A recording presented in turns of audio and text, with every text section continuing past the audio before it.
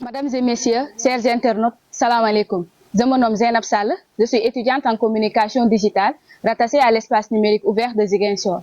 Bienvenue dans votre premier numéro de votre émission Jotaay étudiants et j'ai le plaisir de partager ce plateau avec ma chère copine.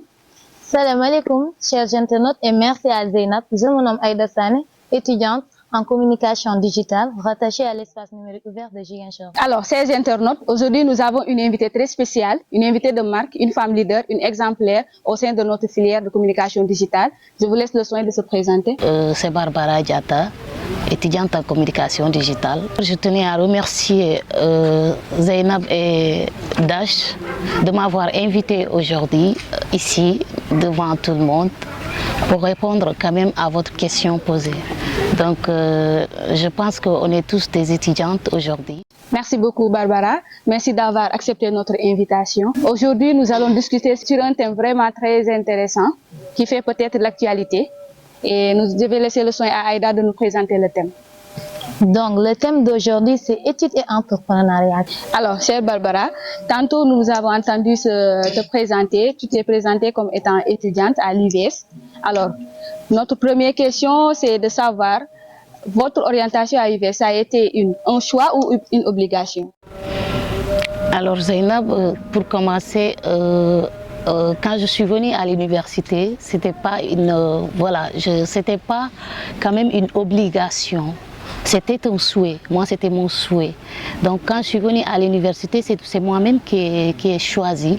J'ai choisi ma filière et j'ai toujours aimé la communication digitale parce que je l'ai entendu hors université. Quand j'étais même au lycée, j'avais aussi chez moi un grand frère qui était en communication digitale. Donc du coup, quand il venait tout le temps à la maison, j'avais quand même un grand plaisir de fouiller ce qu'il faisait à l'université. Donc j'ai été un peu curieuse par rapport à ce qu'il faisait à l'université concernant la communication digitale.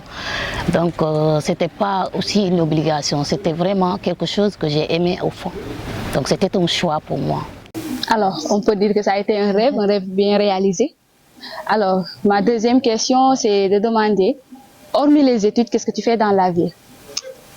Bah, écoutez, tu sais, madame, moi, en fait, je suis toujours étudiante, comme vous, d'ailleurs. Alors, je suis enseignante en même temps à l'école élémentaire.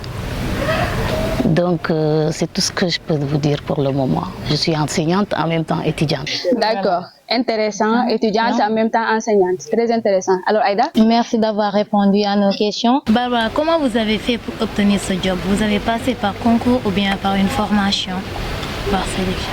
Comment vous avez fait? Alors, pour ce job, c'est l'enseignement. D'accord, oui. Voilà, ce que je voulais rajouter par rapport à ça, j'ai été toujours curieuse. J'ai été toujours une personne ambitieuse dans ma vie parce qu'il faudra aussi avoir une volonté à tout ce qu'on fait. Donc du coup, moi j'ai aimé l'enseignement naturellement. Parce que si vous voyez quelque chose, avant de le faire, il faut d'abord avoir l'amour de ce job. Donc du coup, après quand j'ai eu le bac, je suis allée à Hambourg, là où j'étais avec mes parents qui sont aussi des enseignants. Et puisque c'est quelque chose que j'ai aimé, j'ai dit à mon père, bah, écoutez, est-ce que papa, je peux intégrer dans l'enseignement? Donc moi, quand mon père allait suivre ses cours avec ses enfants, c'est-à-dire ses enfants à l'école élémentaire, je le suivais. Donc j'ai d'abord pratiqué l'enseignement sans pour autant passer par la formation ni par un concours. Moi j'ai déjà commencé à faire ce genre d'enseignement sans pour autant passer par une formation ni par un concours. Donc au fur et à mesure que le temps passait, je commençais à comprendre comment on parlait devant les enfants, comment essayer d'amener aux enfants de comprendre ce que la maîtresse ou la dame ou le maître disait. C'est juste un message à lancer, c'est très important. Parce que quand les enfants ne comprennent pas ce que tu dis, c'est autre chose. Tu vois. Donc du coup, à un certain moment, c'est moi-même qui a posé la question à papa, est-ce que tu peux me payer de faire quelque chose comme une formation ou un concours à Hambourg? Alors pour le début, il m'avait demandé d'aller à Hambourg pour passer un concours de l'ENA, je ne sais pas, un concours pour pouvoir être enseignante. Ouais. Donc finalement, je me suis renseignée. J'ai dit à papa, écoute, paraît-il qu'il y a une formation à faire ici à Ziguinchor. Donc finalement, on s'est renseigné, lui aussi il s'est renseigné. À un certain moment, on lui a donné au nom d'un inspecteur à Ziguinchor, inspecteur Djedjou. C'est là où je suis allée. Donc quand je suis arrivée là-bas, j'ai commencé à suivre ma formation. J'ai fait une année de formation accélérée et après, on m'a déjà commencé à me balancer dans des écoles, dans différentes écoles. Donc quand j'ai commencé à prester dans des écoles, des classes aussi différentes, le CM1, C1, CI et CP, et là le directeur a vu que je pouvais faire quand même mieux que ça. Ouais. C'est vrai qu'au début c'était très difficile, mais au fur du temps, j'ai eu à comprendre pas mal de choses. Même les gens qui étaient là depuis des années, quand je suis arrivée, le directeur sentait que je pouvais faire mieux que ça. Donc à un certain moment, voilà, je me suis balancée carrément dans ce métier et finalement, à la fin de l'année, on m'a demandé d'aller à Marie-Rivière, là où j'ai commencé à prendre une classe de C1. Donc, voilà. D'accord. Donc, nous pouvons retenir que c'est d'abord l'amour qui l'a poussée vers l'enseignement et par la fin, elle a fait un concours pour pouvoir obtenir ce diplôme et enfin pouvoir enseigner. Donc, Zeynab, vous avez une question? Alors, moi, ma question, c'est rencontres-tu des difficultés au niveau de ton travail? Oui, ça, c'est comme tout autre travail. Exactement. Parce qu'il n'y a pas quelque chose que tu fais dans la vie sans pour autant passer par des inconvénients ou par des problèmes. Donc du coup, moi j'ai eu à surpasser des moments très difficiles par rapport à ça. On peut avoir une anecdote? Bon, écoutez, quand je suis arrivée pour la première fois en classe devant les enfants, même si c'est des enfants, parce qu'un être humain, c'est un être humain. Pour la première fois, quand je suis arrivée, les enfants se sont levés. Et quand j'ai vu les enfants se lever, juste parce que je suis là, ça m'a effrayée. J'avais peur, vraiment j'avais peur. Et pour parler aux enfants, finalement, j'ai versé un peu les larmes devant le directeur, devant la directrice qui était là. Voilà, donc c'était quelque chose qui me marque en fait. Donc. Ok, merci beaucoup. Alors, l'autre question, c'est de demander, étant étudiante, en même temps tu es enseignante, comment tu arrives à gérer les deux? Écoute Zeynab, tu sais, dans la vie, comme je te l'ai dit tantôt, il faut avoir l'amour. Il faut avoir l'amour d'un travail, c'est-à-dire à partir du moment où tu aimes quelque chose, il faut avoir d'abord la volonté. Donc moi, j'ai toujours aimé devenir enseignante. Mais être étudiante aussi, ça m'a plu. Parce que j'ai étudié pour devenir quand même étudiante demain.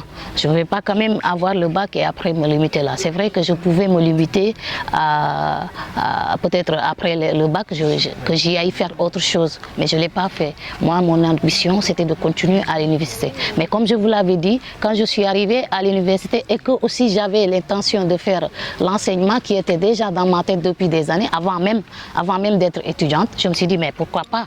Ça ne va pas. Mais je n'ai vu qu'à l'université, à l'IVS surtout, tu fais des cours en ligne. Donc, avec les cours en ligne, comment je me progresse par rapport à ça? Le comment, là, je t'explique brièvement. C'est qu'à l'université, parfois, on a des cours en ligne à partir de 11h, 11h30 jusqu'à 14h comme ça. Ouais. Certes, parfois, j'ai cours et j'ai en même temps cours avec les enfants. Ouais. Vous savez ce que je fais? Parfois, je suis à l'école avec les enfants, j'amène mon ordinateur. Du moment où mes amis étudiants sont en ligne, moi aussi je suis en ligne. Mais je suis en ligne, tu sais, à l'université, il y a, quand on fait des études en ligne, il y a un micro. Tant que tu n'allumes pas le micro, tu vois, l'autre qui est là-bas, les autres étudiants ne vont pas t'entendre. Ils ne vont même pas savoir que tu es en train de parler avec d'autres personnes ou soit ils ne vont pas savoir qu'il y a du bruit quelque part. Donc du coup, je n'allume même pas mon micro. Donc je laisse comme ça, j'écoute en même temps parce que j'ai des écouteurs, j'écoute en même temps ce que le tuteur explique et moi je continue à faire mon cours avec les enfants. Ouais. Parfois, à un certain moment, je suis obligée de donner des exercices aux enfants. Je donne des exercices aux enfants pour ne pas les laisser se chamailler ou faire des choses, parce que je suis quand même avec des collègues à côté, pour ne pas créer un boucan ou soit créer un bruit quelque part. Donc je préfère donner des exercices aux enfants pour pouvoir quand même me concentrer un tout petit peu, ne serait-ce un petit temps. Donc voilà ce que je fais pour le moment. Je continue. Et chaque mois, voilà, je reçois un petit salaire, même si c'est pas beaucoup, excusez-moi, mais quand même on est au Sénégal. Je reçois et c'est de là que je peux quand même faire mes besoins et répondre à tout ce que j'ai envie de faire quand même. Ok, alors on peut considérer l'université numérique d'abord étant un rêve pour toi. Maintenant, elle est devenue comme une bénédiction, je dirais, parce que si tu n'étais pas étudiante à l'UVS, ça aurait été trop compliqué d'allier les études en même temps l'enseignement. On peut dire que donc c'est un avantage d'être à l'UVS en même temps. Aïda, tu as une autre question à poser? D'accord. Avec tous ces problèmes que vous rencontrez en étant étudiant en même temps d'enseigner, donc qu'est-ce qui vous a motivé à continuer? Vous n'avez pas abandonné, vous continuez toujours à enseigner en même temps en étant étudiant. Qu'est-ce qui vous a motivé à continuer le travail et continuer les études aussi? D'abord, tout ce que je peux te dire, c'est que l'étudiant, quelle que soit sa filière, doit savoir que il est un futur cadre. L'étudiant, c'est un futur cadre pour demain. Donc l'étudiant, c'est quelqu'un qui peut savoir que un jour, s'il y a une situation devant lui, il sera capable de gérer cette situation. Donc, quand je te parle d'un futur cadre, c'est que moi, je me suis basée à ça. Je dis que Barbara, je serai une future cadre quelque part demain. Je serai un futur cadre. Donc, du coup, pourquoi pas continuer à me battre pour quand même ne pas se baser sur autre chose demain. C'est-à-dire, moi déjà, je ne sais même pas ce qui se passe ailleurs ou quelque chose comme ça. Je suis chez moi, j'ai toujours des choses à faire, je ne m'ennuie pas, franchement. C'est vrai que c'est très difficile, c'est une très belle question que tu m'as posée, c'est difficile, mais quand même je gère parce que comme je vous l'ai dit, la fin du mois, je reçois quelque chose et c'est quelque chose, ça joue encore à l'université. Parce que parfois, vous savez très bien que notre connexion là n'est pas suffisante du tout. On n'a pas une connexion suffisante. Donc j'étais obligée, avec une petite économie que je fais par rapport à l'enseignement, je prends ça pour acheter une Wi-Fi chez moi et en même temps la connexion qu'on a chaque mois. Donc tout ça, ça joue. Parfois même, je prends mon salaire pour acheter quelque chose, pour pouvoir avancer sur mes études à l'UVS. Donc ce que je peux vous dire par rapport à cette question-là, c'est qu'il ne faut jamais se décourager dans tout ce qu'on fasse. Donc être à l'université à l'UVS, c'est quelque chose qui est très important. Mais avant que tu le saches, il faudra d'abord le pratiquer. Donc la pratique, c'est quelque chose qui est important. Il ne faut pas faire toujours la théorie sans pour autant pratiquer. On aimerait vraiment savoir si, hormis les études, en même temps étant enseignant, est-ce que es-tu entrepreneuse? Est-ce que étudiant est mon dañuy bëgg di yem ci benn place? Parfois dañuy bëgg di dugg ci milieu commerce parce que aussi dañuy bëgg di yëngu ci dara. Alors, est-ce que l'argent seulement de l'enseignement te suffit? Et est-ce que tu te débrouilles, tu fais autre chose hormis étant étudiante, en même temps enseignante? Tu fais autre chose? Donc, moi, je suis enseignante, en même temps étudiante, mais quand même, je ne me limite pas là.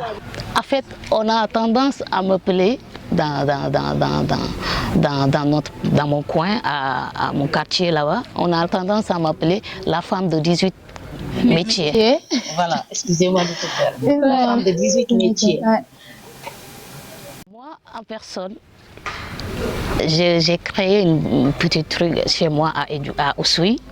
À Oussouye, oui, je suis d'Oussouye. Je suis originaire d'Oussouye. Je suis dans un village qui s'appelle les descendants de Aline Sitoé Diatta. Voilà, on est là, d'accord. Donc du coup, j'ai essayé de construire un petit truc chez moi, 2 chambres comme ça. J'ai commencé à mettre des poulaillers et tout. Et j'ai mis là-bas quelqu'un que je paye chaque mois aussi. Okay. Donc pour vous dire que quand j'ai commencé à penser à ça, je ne sais pas si c'est de l'entrepreneuriat, mais je pense que c'est un début de l'entrepreneuriat. Parce que être entrepreneur, c'est pas du blabla. C'est quelque chose de très fort. C'est pas parce que quand tu sors de l'université, tu dis que je peux créer une entreprise ou quelque chose. Il faudra avoir des formations précises, des formations très strictes pour pouvoir être entrepreneur ou créer une entreprise. Donc du coup, moi je sais que ce n'est pas suffisant pour le moment, c'est pourquoi je vous ai dit qu'être entrepreneur, je ne dirais pas que je le suis, mais quand même j'essaie de faire de mon mieux, ne serait-ce de gagner de l'argent pour pouvoir continuer dans ma vie, parce qu'il ne faut pas toujours continuer à attendre quelqu'un pour te donner quelque chose, pour pouvoir vivre. Donc il faudra aussi penser aussi à ça. Donc j'ai commencé à faire le poulailler, j'ai commencé à faire des trucs, et finalement je suis aussi rentrée dans la construction. Wow. La construction des maisons.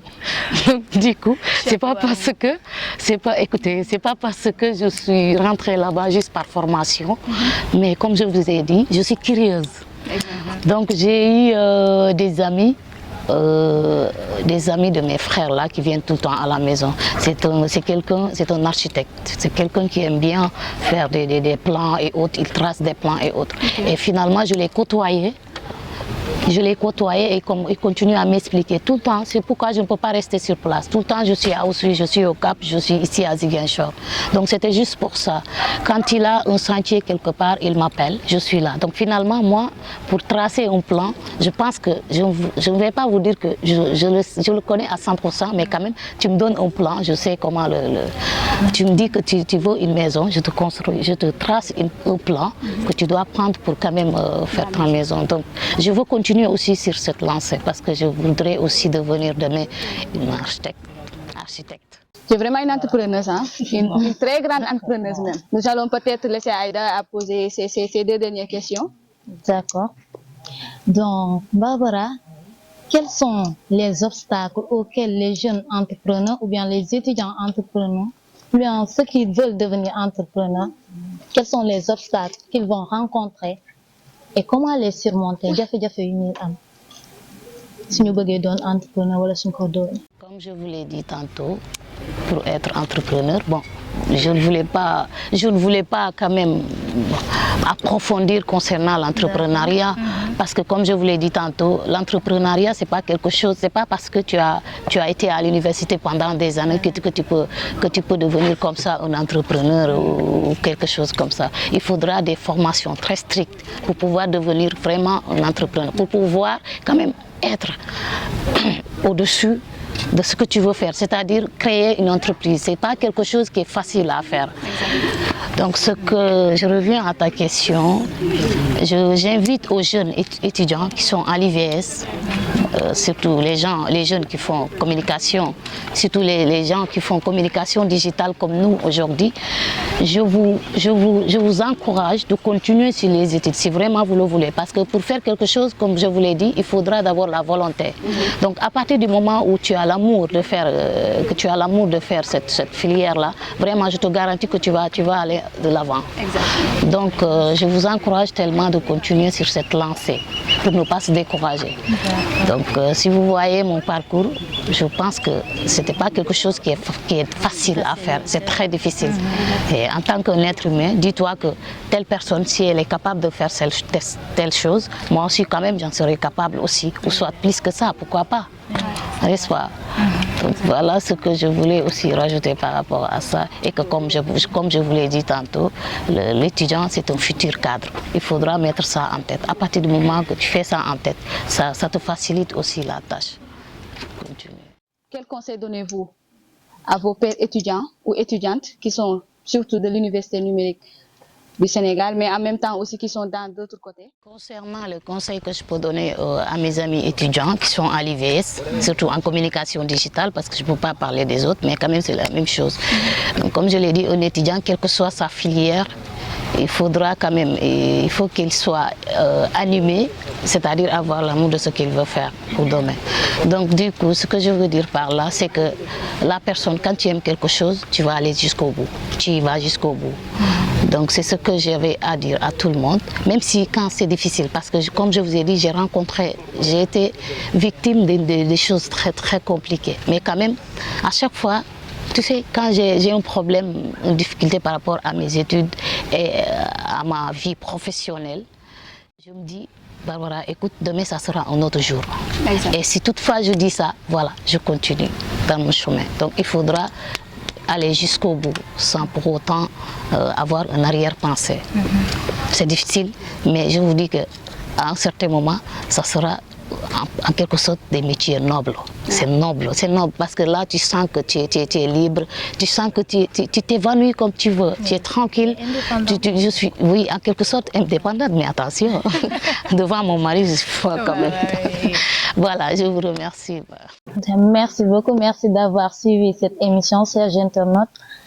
Merci vraiment à notre spéciale invitée qui est une femme vraiment, une daronne, je veux dire en fait. Vraiment, merci beaucoup. Alors, merci beaucoup, chers internautes. L'émission tire à sa fin et nous vous donnons rendez-vous très prochainement et très bientôt avec une autre personne, un autre invité pourquoi pas, pour parler de cursus scolaire, vie étudiantine, entrepreneuriat. Vous nous attendez avec beaucoup de thèmes qui viendra. Merci beaucoup à tous et à très bientôt.